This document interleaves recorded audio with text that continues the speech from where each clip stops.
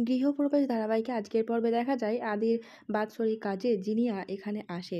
শুভকে বলে, আমি জানি তোমাকে আর আদিকে আমি আলাদা করতে চেয়েছিলাম, কিন্তু এখন পাশে থাকতে চাই। যতই হোক, আদি আমার খুব ভালো বন্ধু ছিল। আদির দিকে তাকিয়ে শুভ মনে মনে বলে, আমি জানি তুমি যেখানেই থাকো না কেন, তুমি আমার সাথেই আছো। তখনই কোনো কারণবশত আদি আবছা আবছা শুভকে দেখতে পায়। মোহনা এসে তার চোখ ধরে নিয়ে রেস্টুরেন্টে চলে আসে। এরপর তাকে জন্মদিনের উইশ করে। আদি বলে, আজকে কি আমার জন্মদিন? আমি তো জানিও না আমার জন্মদিন কবে। মোহনা বলে, আমি তোমাকে যেদিন পেয়েছি সেটাই আমি সেলিব্রেট করছি। দেখো, তোমার জন্য তোমার পছন্দের সব মেনু অর্ডার করেছি। আয়ান বলে, পায়েস? পায়েস কই? এরপর ভাবতে থাকে, আমি হঠাৎ পায়েসের কথা বললাম কেন? কেউ কি আমাকে আমার জন্মদিনে পায়েস বানিয়ে দিত? মোহনা রেস্টুরেন্টের উপস্থিত সবাইকে বলে, আজকে আমার বন্ধুর জন্মদিন, সবাই তাকে একটু উইশ করে দিন। আর তখনই সেখানে শুভ আদ্রিতের পূর্ব পরিচিত আদিকে দেখে চিনতে পেরে তার কাছে যেতে যাবে। আর আদ্রিত তখনই টয়লেটে চলে যায় আর মোহনার কাছ থেকে নাম শুনতে পায় আয়ান বলে। বলে, আয়ান, এ তো একদম আদ্রিতের মতো দেখতে। দুটো মানুষের এত মিল কিভাবে হতে পারে? তারপর সে শুভকে ফোন করে বলে, আদি কোথায় রে? ও কি বাড়িতে আছে? শুভ বলে, 1 বছর হলো আদি মারা গেছে, আজকে ওর বাৎসরিক কাজ। হঠাৎ এ কথা জিজ্ঞাসা করলে কেন?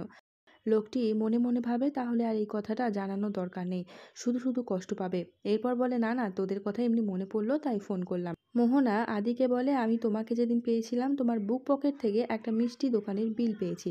দোকানটি নদিয়ার। আদি তখনই নদিয়া যেতে চায়, যে নিশ্চয়ই ওখানে কোনো এক কানেকশন তো রয়েছে। মোহনা বলে, 2-1 দিন পরে নদিয়াতে আমার একটা ক্যাম্প রয়েছে, তখনই না হয় যাব। এরপর তারা বাড়ি ফিরে আসে, দেখে বাড়িতে মোহনার মা এসেছে। আদি অনেক কেয়ারিং, তাই তো মোহনার মাকে বলে, আপনার তো সুগার রয়েছে, এই কেকটা আপনি খাবেন না।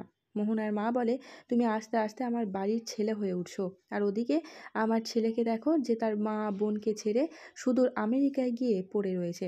এদিকে দেখা যায় আদ্রিতের বাড়ির লোকের সঙ্গে দেখা করতে মোহনার দাদা এখানে আসে। এখান থেকে জানা যায়, যেদিন ইন্ডিয়া গিয়েছিল আদি, ওনার সঙ্গেই সেদিন মিটিং ছিল। নদিয়াতে একটা কাজ ছেড়ে এই মিটিংটা হতো, কিন্তু তার আগেই আদি মারা যায়। মোহনার দাদা বলে, আজকে আদ্রিতের বাৎসরিক কাজ রয়েছে, তা আমি জানতাম না। অফিসের কাজে সময় হয়ে উঠছিল না আসার। কিছু কথা বলার ছিল, কথাটা বলার সঠিক সময় এটা কি তা আমি জানি না, তবে বলাটা খুব জরুরি। যে প্রজেক্টের জন্য আদ্রিতের সঙ্গে আমার মিটিং ছিল, ওই প্রজেক্টটাতে আমি অনেক টাকা ইনভেস্ট করেছি। যে প্রজেক্ট এখন বন্ধ আছে, খারাপ লাগলেও আমার লসের ব্যাপারটা তো আমাকেই ভাবতে হবে। তখনই শুভ বলে, আপনার যেখানে এত টাকা ইনভেস্ট করা আছে সেখানে আপনি আপনার লসের কথা ভাববেন, এটাই তো স্বাভাবিক। আদির ভালো মন্দের সমস্ত দায়িত্ব আমার, তাই এই লসের ভরপাইটা আমিই করব। আপনার টাকা আমি শোধ করে দেব। এদিকে মোহনার মা তার ছেলেকে নিয়ে খুব আক্ষেপ করে। বলে, বাবা মারা যাওয়ার পর ওই ব্যবসাটাকে নিয়ে পড়ে আছে। এভাবে কি জীবন চলে? একা একা কি থাকা যায়? জীবনে একটা সঙ্গীর দরকার, জীবনসঙ্গী ছাড়া জীবন কাটানো অনেক কঠিন। মোহনার মা যখন এই সমস্ত কথা বলছিল, তখন মোহনা এক দৃষ্টিতে আদ্রির দিকে চেয়ে থাকে। আগামী পর্বে দেখা যায় আদ্রিত বলে, স্নোফলের সময় ম্যানহাটেন দেখতে অনেক ভালো লাগে। একথা শুনে অবাক হয়ে যায় মোহনা ও তার মা। মোহনা বলে, জানো মা, আয়ান এমন অনেক কথা বলে যেটা দেখে মনে হয় ও বিদেশে থাকতো।